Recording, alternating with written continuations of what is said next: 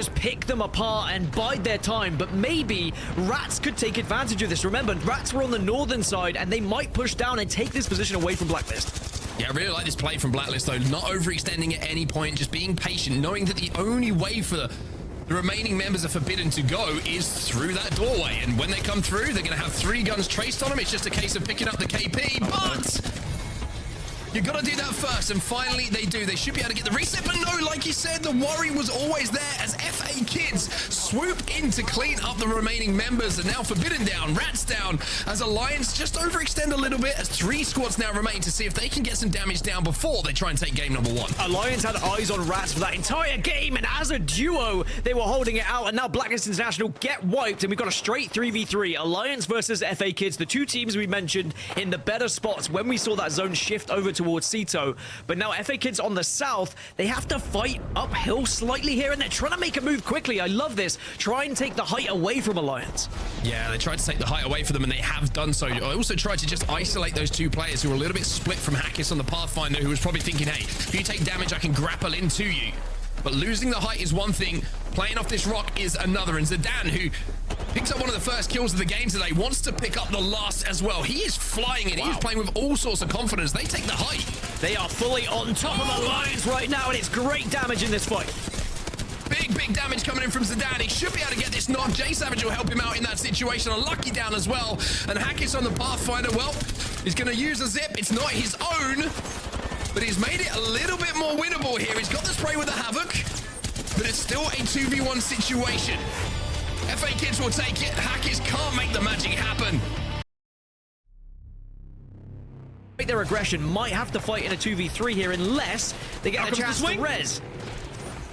Constantly denying this res. Can Blacklist International continue to do it? Rats take the high ground. They leave Mania for dead. It's them up against now GaiminGladiators, who are across the way. Blacklist no longer really having angles. Tolkien drop smack down. Rats could still win this. Uchako is down. It's a solo against Tolkien, and in the red, Blacklist International will go down. Rats sure to follow, however. Yeah, GaiminGladiators took advantage of that, and even though the 3v3 fight was isolated, as soon as the zone came in, it allowed GaiminGladiators to get into a spot to join in, and now they hold one of the better positions. But it's 3D Max who are going to be their biggest concern, because 3D Max are watching all these 3 other teams now who all have to move out of the building at the same time. The only downside for 3D Max is if they get targeted. If all these teams within the building look south at the same time, 3D Max could be obliterated. Rolling teams without the revved up Rampage, running a little bit low on ammo, don't have a lot of ways to fight up against 3D Max. Their nades aren't finding purchase because of this pylon. 3D Max sit back and control a lot of space. You just got to make sure no one walks up on you, and the Devo is going to make that easy work. Up on top, however, GaiminGladiators have made the move. They're playing on top of the silo, picking up kills. Stay healthy, go down, and GaiminGladiators are farming. Somehow 3D Max need to survive on low ground. 3D Max should still win from this position, though, because the other 2 teams are still scrapping, but we've got the height from GaiminGladiators, which actually throw a spanner in the works, and now GG with a fantastic opportunity to win here. It's just, there are only 2 teams that can fight each other on low ground, and as rolling teams expire, GaiminGladiators know what they gotta do. Marvelous play from them to take the control of the silo, the only team that could do it, and nobody else could do naught but watch.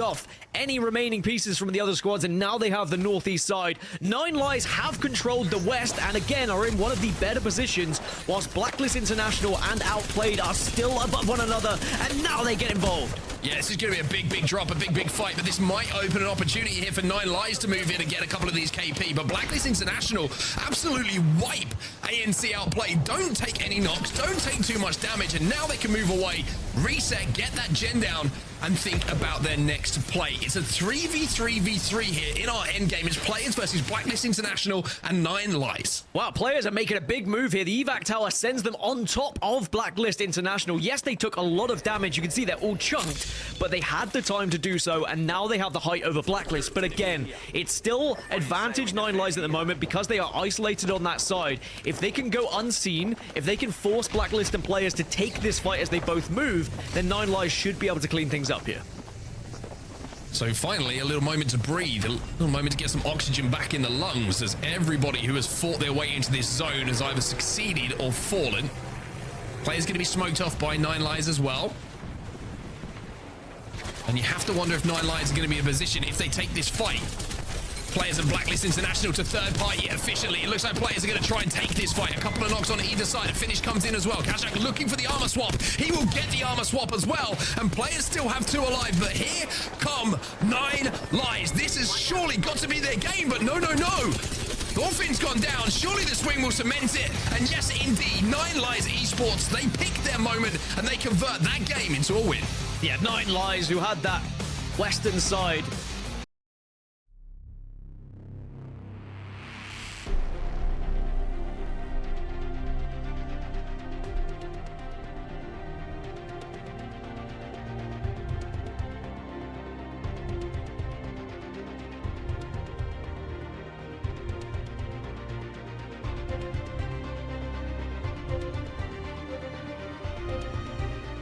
You know, they've got a cocktail in their hand. They're chilling. They're absolutely loving what's happening in the kill feed because they have no one near them. On the other side, Exo Clan, I mean, they are absolutely exhausted, but full of adrenaline as they've just taken out half the lobby just to survive. And now they're going to have to worry about Rats who are up on this high ground. This is the team who have been here for pretty much the majority of this game, expecting the pull towards where they hold at the moment. But now they're going to have to do a bit of work to defend this position.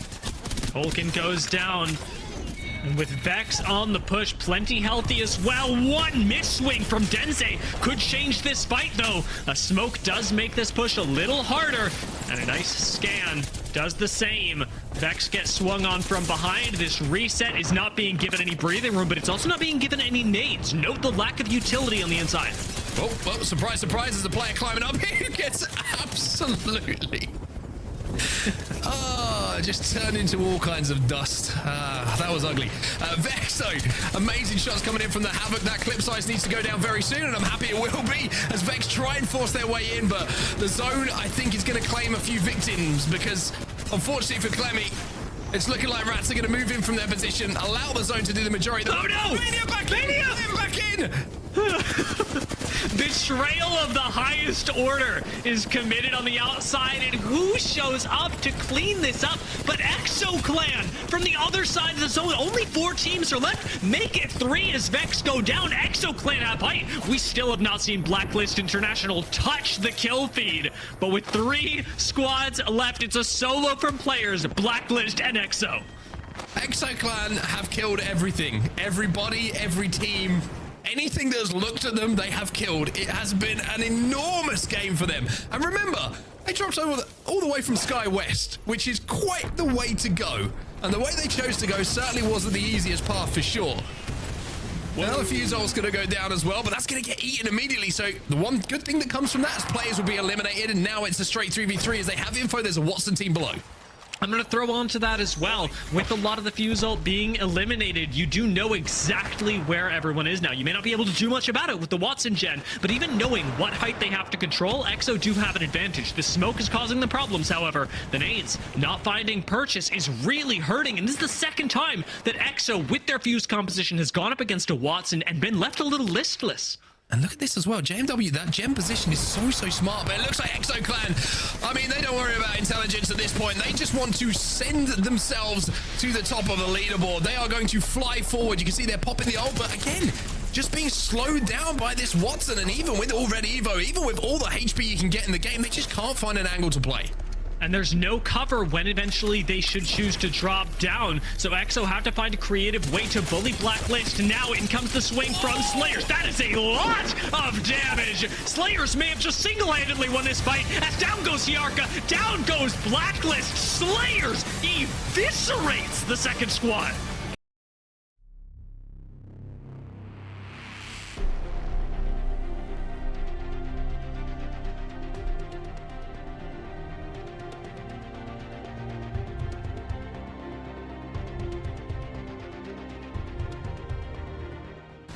It is only safe. Longbow. Yeah, it's on me. You're in zone 2, right? Okay. Yeah. I'm holding a bit wider right now. But yeah, I'm gonna go on lip. Might get wide wrapped by this thing.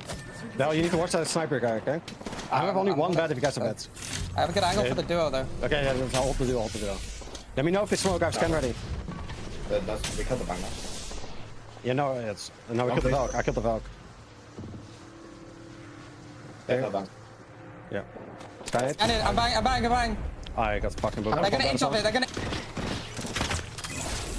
Same thing. Man, I'm bang. Players not. Just win the fucking 2v2 if they push you. Yep. Fool you. Aiming. One shot left, one, I'm ready. Back on the teams. Chill, you want to pay? You're gonna drop it. Go over the wall. No, hold knock. It's orals, right? Yeah. Hold that kid. I'm kind of good on me, bro. I'm good on me. Can you crawl around to Dell? Yeah, I'm going dashed. I'm gonna go over the wall. Pick him. I went over the wall. Scanning our back. You need to shoot left. Well, some big Skynades came in as we found ourselves down to 3 squads remaining now, and NIP, no beacon, no problem. They are in a great position here to turn their fortunes around. Yeah, you said they've just been playing off gut instinct. Well, the gut instinct has got them into one of the better spots now for this final circle. It is a 3v3v3. Full English took a lot of damage, though, but they have been able to reset slowly and surely, but you could hear in the comms, they are lacking a little bit with bats and available blues to try and heal up, so they just have to be a little bit careful. Now, all the meanwhile, DANISH have been controlling that RV that we were speaking of earlier as well. So they have the most kind of cover in the lobby at the moment. They also have those little fences to work with as well. But NIP are taking as much angles as possible right now. And look at this angle coming in from Nasky as well, shooting through the stairs. Gets the crack. He's trying to force the team or try and get a knock so that they can take a bit more space here. And NIP, what an opportunity this is. 3 games in a row without information to play off of. The previous 2 missed opportunities for sure, but maybe not their fault. And this time, they have their own destiny in their hands. Taking a little bit of a peek on that staircase, but not able to get that damage again. And NIP, who are one of the teams in the top 8 in those playoff spots as we came into today, but they don't want to fall behind. They want to keep pushing their advantages. Now Amphi's just gone down, and NIP should be able to get the res though, because they've got the catwall available to them. 2 catwalls down, 1 has already fallen, and now you can see DANISH are going to be potentially pushed here by Full English. One thing the DANISH have done well is keep that bang ult available, right? They held on to it, so anyone who has to move now from the open ground, from the cover across the open ground is going to have to take a little bit of damage, and that's exactly what NIP are finding. However, Full English are finding out at the moment that this isn't going to be an easy game to win either, and DANISH just set up surely to take this one home down. DANISH should take this unless we see anything miraculous from NIP or Full English, but DANISH have everything they could possibly want. It's as easy as that. DANISH get the victory.